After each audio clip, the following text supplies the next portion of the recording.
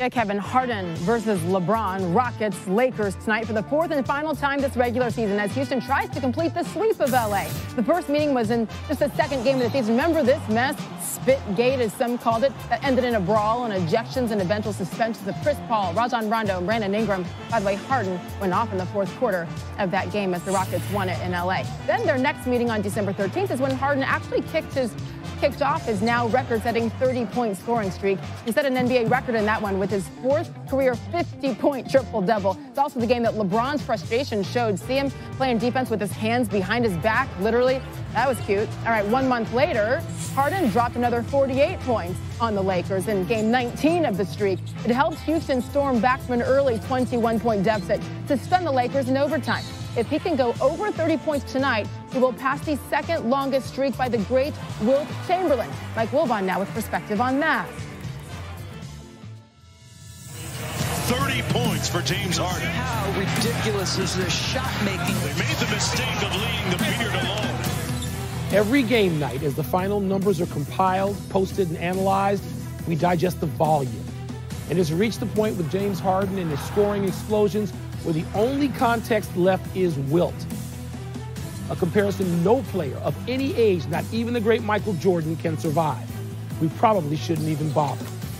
Harden has a string of 30-somethings and 40-somethings with a 50-burger sprinkled in here and there and a 61 as well.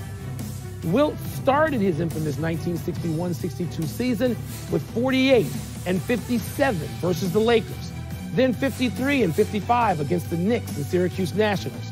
Not long after, there were back-to-back 58s against the Pistons. It was a different time in basketball. No step-backs, no threes. It was a different time in America.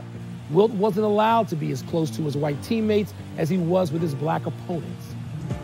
Wilt, remember, commuted from Philly, where he played, to New York, where he lived. They played different positions, of course, and had entirely different cultural sensibilities. What they share is an immense level of talent and ego. But Harden is derivative. Wilt is an American original. And yes, it comes back to points scored. 100 points for Wilt Chamberlain, the most amazing scoring performance of all time. In that same season, 61-62, Wilt had a stretch of 61, 55, 54, 52 with an off night of 43. In late February and into March, Wilt went for 67, 65, 61, 158. You think Wilt was just piling up numbers against tomato cans? How about 52 points and 30 rebounds versus Bill Russell on December 13? And then 62 and 28 against Russ on January 14. As huge as Wilt's sense of self was, on his 100-point night, his teammates implored him to keep scoring. Though Harden has moved into a tiny group of the game's greatest scorers ever, there are players right now in the NBA who don't want to be traded to Houston because they feel playing with Harden couldn't be that enjoyable. It's not fun to watch a guy dribble the ball for 20 seconds and he still takes a shot. It's just not good basketball. So perhaps playing with Wilt is something that has become romanticized over time. Still, Chamberlain is a pillar of the NBA, and Harden has no such historical impact yet.